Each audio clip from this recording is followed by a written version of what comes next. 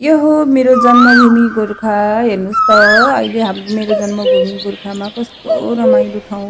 अहिले सिजन भनेको चाहिँ मकैको सिजन छ होइन। पुरै मकैहरू सबै ठुलो ठुलो भइसकेको छ। पुरै माथि डाँडातिर चाहिँ पुरै त्यो पुरै डढालो लागेर चाहिँ पुरै अलि रुखहरू सबै मरिरहेको रहेछ होइन। तर पनि हेर्नु मेरो घर भनेको चाहिँ यस्तो डाँडा काँडामा छ। मेरो जन्मभूमि आँखा कति राम्रो। हाम्रो माख्ने घरको दाइ चाहिँ मकै गोडिराख्नु भएको छ। पुरै पुरै डाँडा काँडा पुरै हरियाली छ। र नि हामीलाई चाहिँ घाँसपातको चाहिँ दुःख छैन है। वरिपरि सबै रुखपात छ। तै पनि हामी जङ्गलमा चाहिँ जानु पर्दैन। हामीले चाहिँ बारीमा भएको घाँसहरू पुरै काटेर पनि हामीले बसोबास गर्न सक्छ। यो चाहिँ मेरो बारी हो होइन। मेरो जुन घरभन्दा पारिको बारी पुरा मकैहरू पुरै कति राम्रो हरियो भएर आएको छ है। यति राम्रो भएको छ। पुरै हरियाली घाँसहरू पनि कति राम्रो हरियाली भइसकेको छ। पुरै बाख्रा चराएर को रहेछ दिदीबहिनीहरू सबैजना। अनि हामी चाहिँ गोठालो पनि गर्छौँ के। गोठालो बाख्राहरू पाल्छौँ हामीले। बाख्राहरू पालेपछि गोठालो पनि गर्छौँ। कति राम्रो ठाउँहरू छ हेर्नुहोस् त। तपाईँहरू पनि तपाईँहरूको ठाउँहरू चाहिँ कस्तो छ? हाम्रो चाहिँ यस्तो गाउँले हो हामी चाहिँ होइन।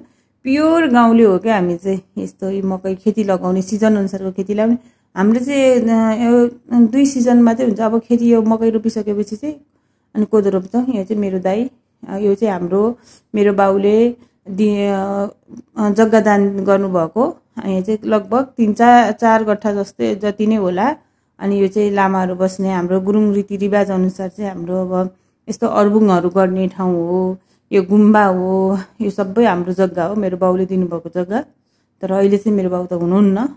तर मेरो बाउले दिनुभएको यो सबै जग्गा हो क्या। मेरो बाउले दिनुभएको अब फ्रीमा दिनुभएको जग्गा हो। दान गर्नुभएको। यो हाम्रो पद्धति भवन हो।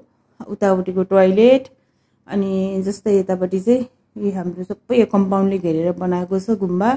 यो चाहिँ अब लामाहरू हाम्रो रीतिरिवाज अनुसार आएर काम कार्य गर्ने ठाउँ गुम्बा। यो चाहिँ हाम्रो आरू पोखरी यो सबैले आरू पोखरी कहाँ हो भन्छ नि। आरू पोखरी भनेको चाहिँ यो है। अहिले चाहिँ पानीहरू त्यस्तो अहिले चाहिँ अस्तितिर पानी पर्यो पुरै जमेर चाहिँ हिलो पानी भइरहेको रहेछ है। अनि यो चाहिँ आरू पोखरी चाहिँ अलिक समथर ठाउँमा छ। र नि यता छ चौतारा। यो मन्दिर भयो। त्यहाँ उतापट्टि हामीलाई पढाउने सरको घर पनि छ होइन। यति चाहिँ सानसानो पसलहरू पनि छ। हामीले चाहिँ कोही कोही बेलामा यसो त्यहाँ होटलहरू छ सानसानो। त्यहाँ चाहिँ यसो कोही कोही बेला चना अन्डाहरू खान्थ्यौँ। र नि अलिक यस्तो राम्रो ठाउँ छ। त्यो हाम्रो गाविस भवन होला सायद।